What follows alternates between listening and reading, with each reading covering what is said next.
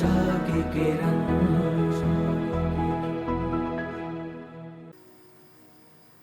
બહુ વર્ષો પહેલા વસીમાં એક સરસ પ્રસંગ તમને એક ડોક્ટર હતા. ડોક્ટર એ વખતે હું વાત કરું છું 32-33 વર્ષ પહેલાની. કેસના 200 રૂપિયા લેતા હતા. એક કેસના ઓપીડીના 200 રૂપિયા લેતા હતા. ત્યારે 200 રૂપિયા બહુ મોંઘા કહેવાય. આપણી સાથે થોડુંક હેત બંધણ એટલે મેં ફેરીને મેં કીધું સાહેબ આ 200 રૂપિયા બિચારા મધ્યમ વર્ગના લોકો ક્યાંથી પહોંચી શકે?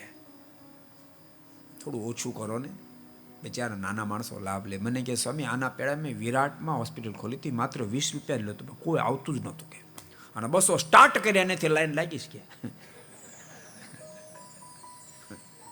એટલે જીવની પ્રકૃતિ છે, કઠણ દેખાય એ સારું લાગે, એ સારું લાગે, એમાં જ વિશ્વાસ બેસે.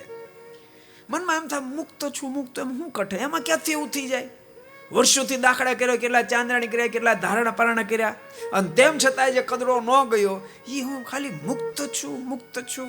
મારા ભેટે છે આટલામાં ટળી જશે. તમે ટ્રાય કરો. આ વાત નથી, અનુભૂતિ છે. તમે ટ્રાય કરો, સુખના ઢગલા થશે. તમે સહી નહીં શકો એવા સુખના ઢગલા થશે. નાચી ઉઠશો, નાચી ઉઠશો. ધન્ય થઈ ગયો, ધન્ય થઈ ગયો, ધન્ય. ટ્રાય કરો, ટ્રાય કરો. વર્ષોથી ચાંદ્રાયણ ધારણા પારણા કર્યા હશે, વર્ષો સુધી ધ્યાન કર્યું હશે, પણ તેમ છતાંય હૃદયનો કદડો સાફ નહીં થયો હોય. બહુ સાચું કહું છું, તમારી પાસે સાધના, બધા સાધનાનો અહંકાર પણ છોડી દેજો કે હું આટલા ચાંદ્રાણી કરી શકું, આટલા મેં ધારણા પારણા કર્યા, મેં આમ ધ્યાન કર્યું, મેં આમ કર્યું, મેં આમ. બધા અહંકાર છોડી એક ફેરી આ ટ્રાય કરો. આ ઠાકોરજીનો સ્વયંનો આપેલો કોન્સેપ્ટ છે, તમે આ ટ્રાય કરો. ધન્ય થઈ જા, ધન્ય થઈ જશો. જોત જોતામાં, જોત જોતામાં જેમ હજારો વર્ષનો અંધકાર હોય અને લાઈટ થાય ને અંધકાર ગાયબ થાય, એમ તમે ભજનનો પ્રારંભ કરશો ને તમારો કદડો બધો ગાયબ થઈ જાય, ગાયબ થઈ જાય.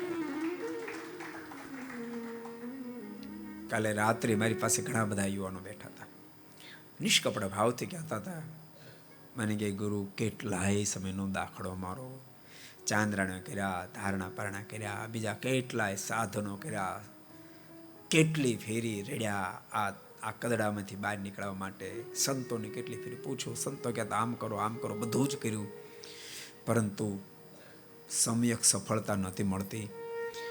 પણ આપ સુરત પધાર્યા અને સુરત આપી જ્યારે મીટિંગ કરી અને એમાં જે વાત કરી કે તમે આ ભજન કરો મુક્ત ભાવથી, ભગવાન સાથે છોડો, જોઈન્ટ કરો, તમે ધન્ય થઈ જશો.